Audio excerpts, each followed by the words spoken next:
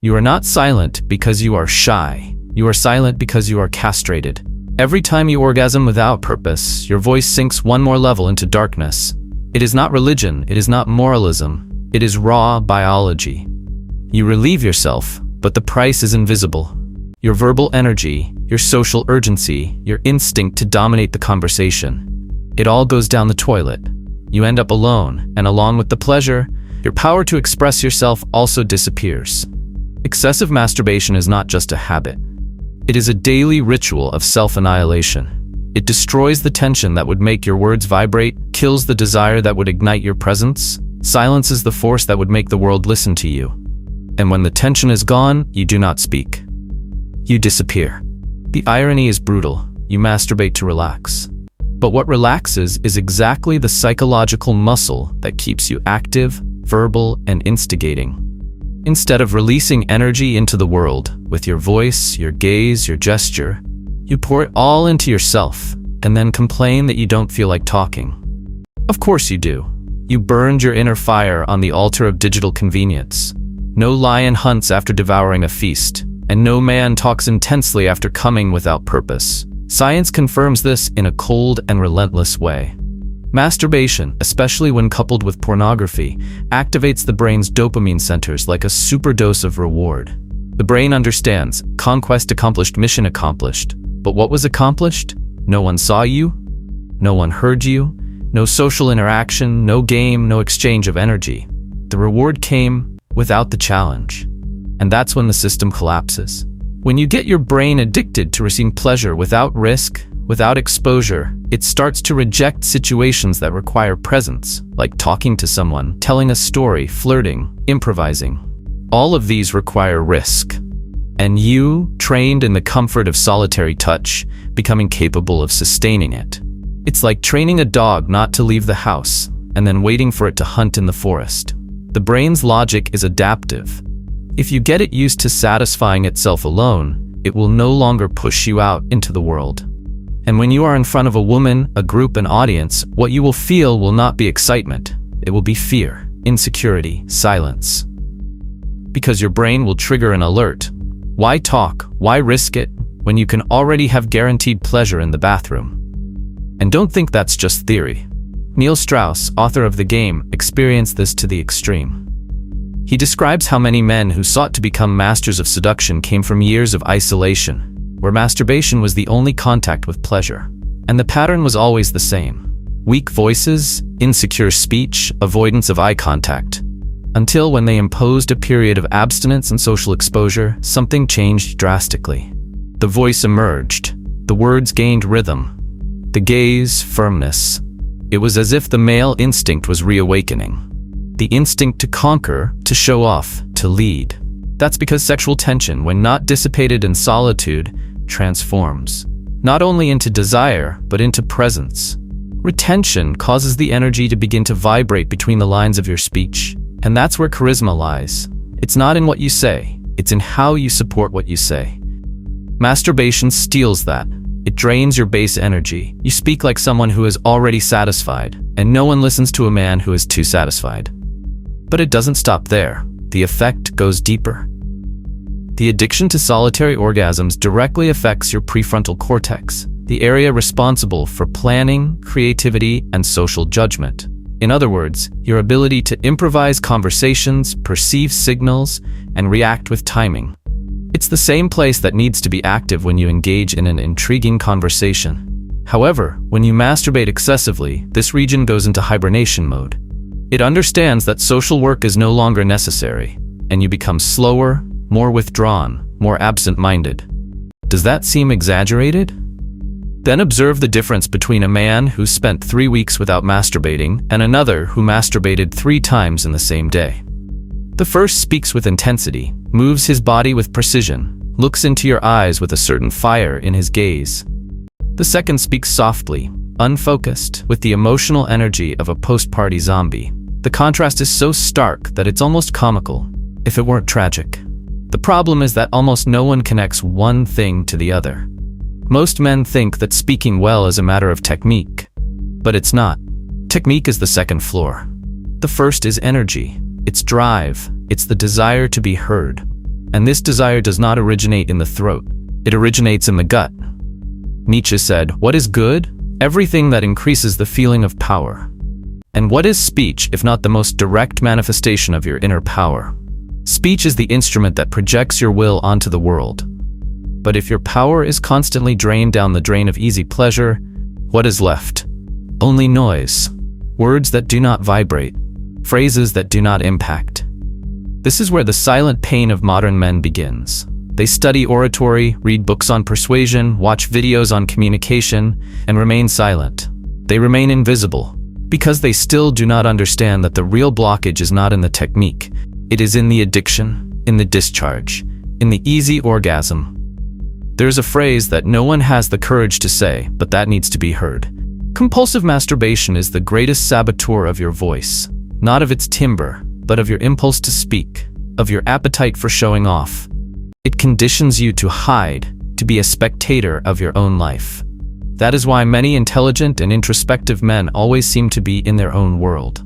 It is not that they have nothing to say, it is that the motor of speech has been anesthetized, the fire has been extinguished.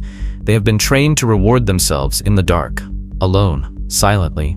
And speech, lively, pulsating, creative speech, demands exactly the opposite: exposure.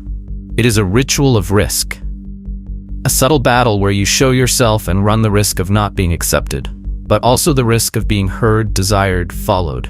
Speech is an act of courage, and courage does not go hand in hand with addiction. Perhaps for this reason, historical seducers like Casanova or Don Juan have always been described as men with intense presence.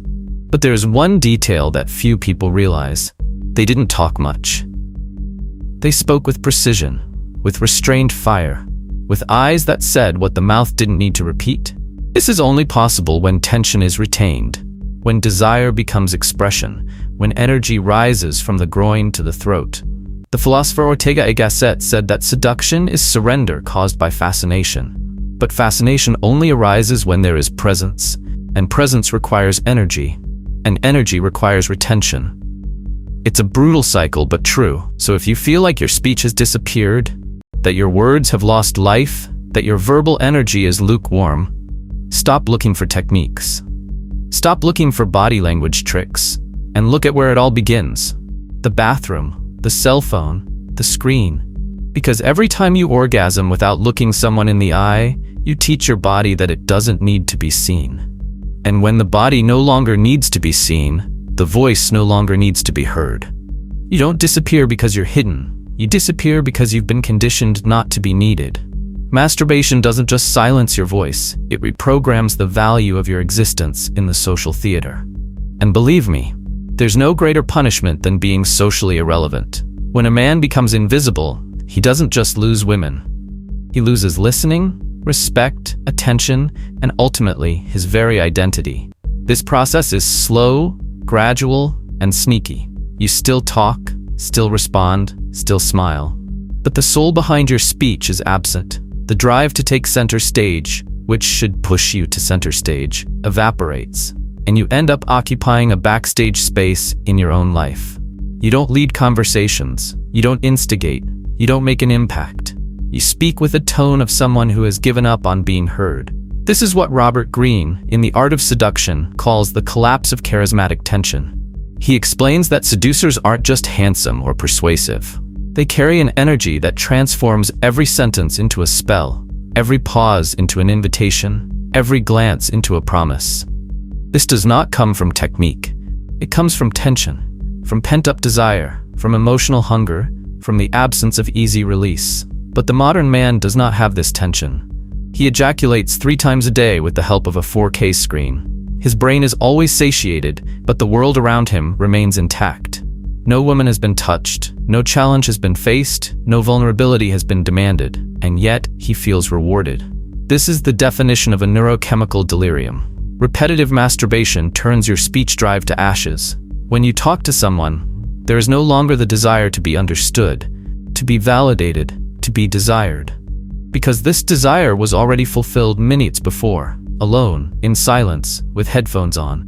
You become a man who talks without having to talk.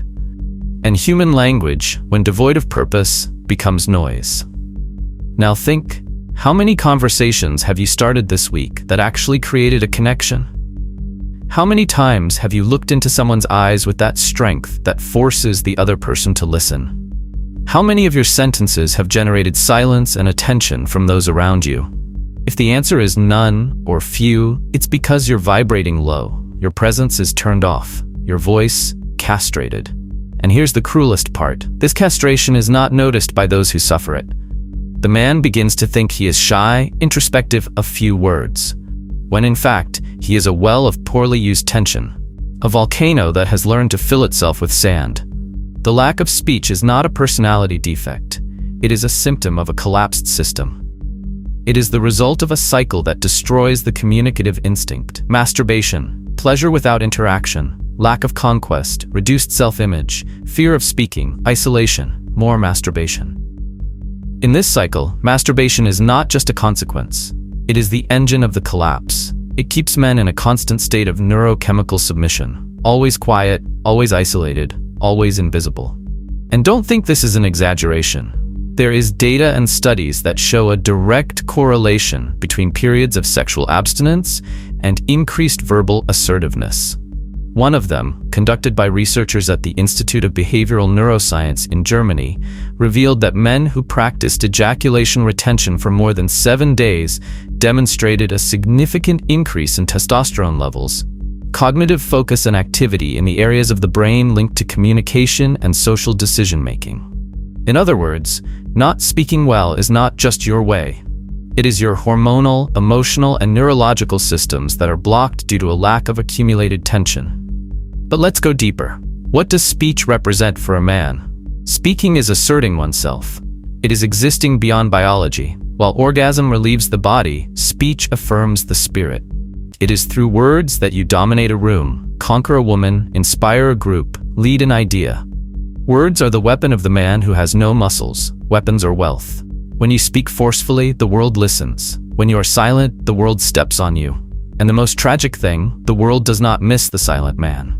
Yes, a man who does not speak disappears. Not from existence, but from relevance. He may even be there, but no one asks his opinion. No one remembers his name. No one chooses him in a room. Why? Because his presence does not shout. His voice does not carry vibration. His silence is not strategic. It is a symptom. And the saddest thing, this man begins to get used to this. He begins to justify his invisibility with speeches like, I prefer to observe. I only talk when I have something to say. I'm not much of a talker. I'm not much of a talker. But deep down, he wanted to be heard. He wanted to be desired. He wanted the world to stop when he opened his mouth.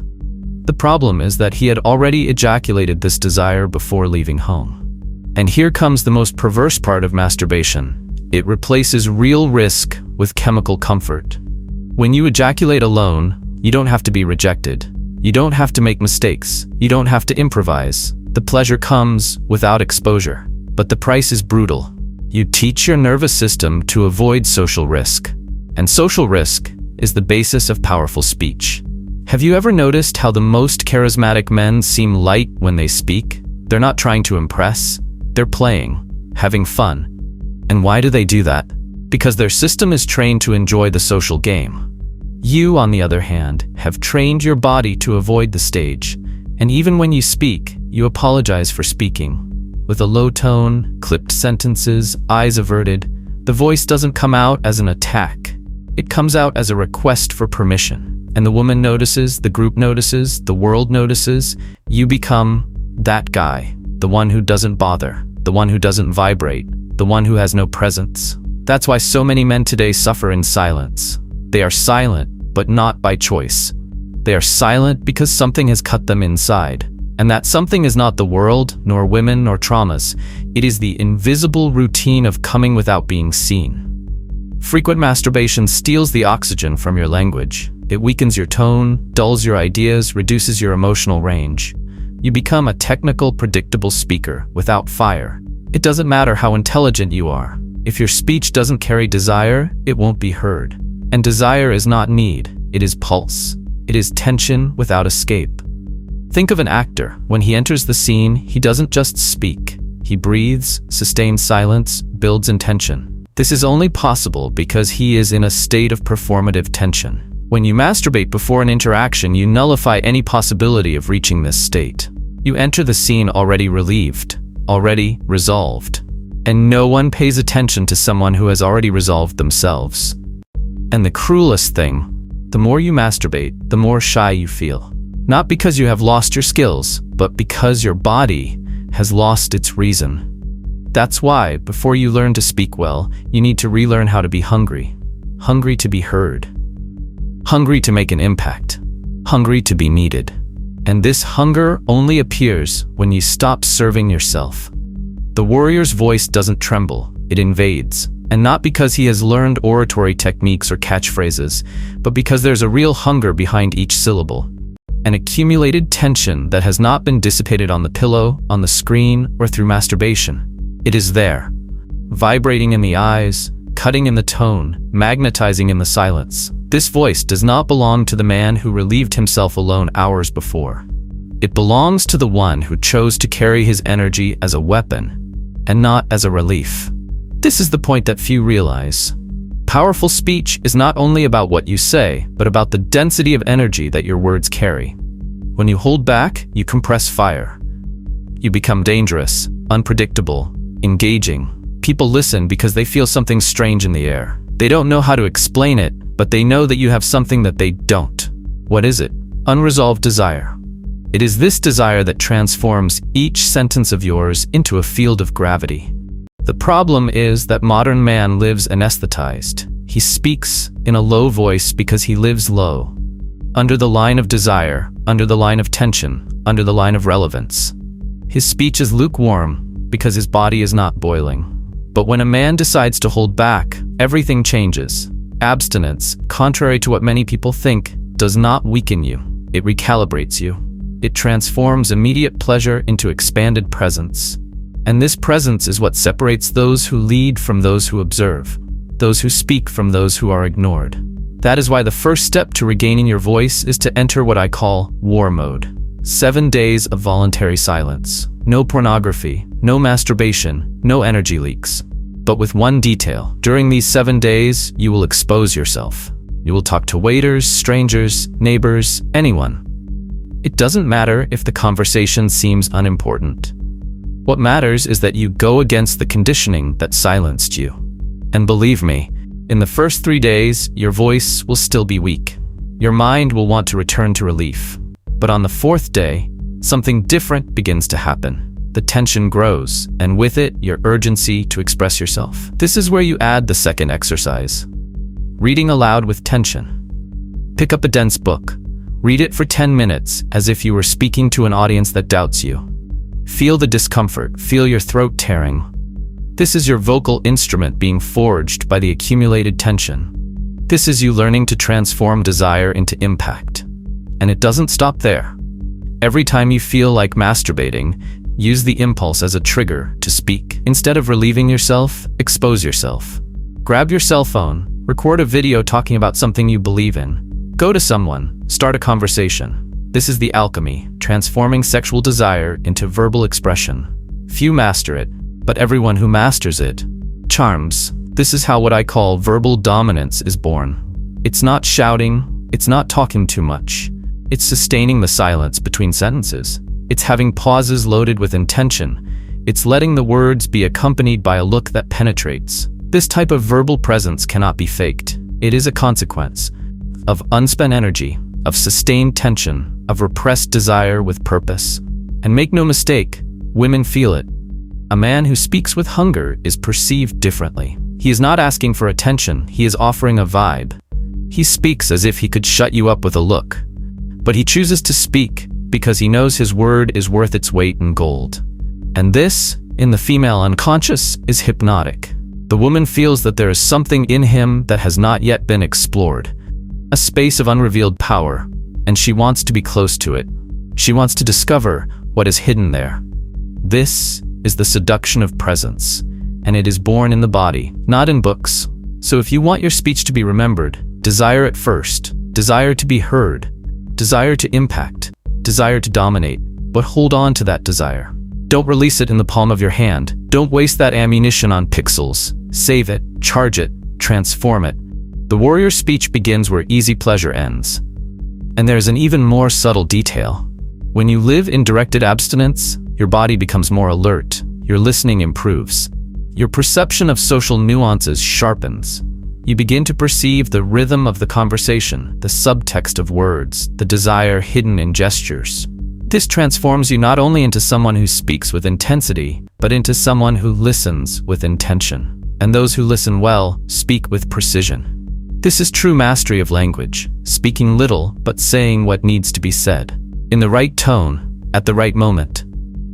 Now imagine a man who dominates all of this, who holds back his energy, who overflows with presence, who speaks with force, who listens strategically.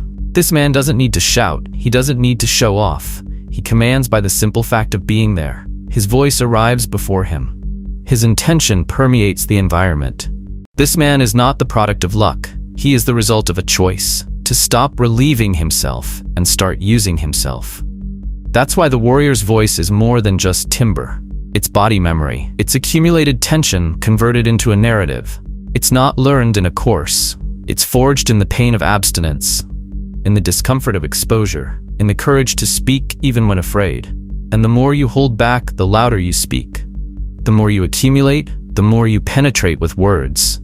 Because the word is the symbolic phallus of modern man. Whoever dominates speech penetrates reality. That's why the challenge now is simple but brutal. 7 days without masturbating. 7 days talking to strangers. 7 days reading out loud. 7 days without hiding. If you survive, your voice will never be the same. Your body will feel warm, your throat will be alive, your mind will be sharp, and when you open your mouth, everyone will hear you. Because the man who holds back his desire commands his words. You don't have a speech impediment. You have an excess of discharge. Your lack of voice, your shyness, your fear of expressing yourself. These are not personality flaws. They are symptoms of a drained system. A system that, day after day, chooses masturbation as comfort and abandons presence as conquest. And now that you understand the brutal truth behind your silence, the choice is yours. Continue being invisible or recover your voice.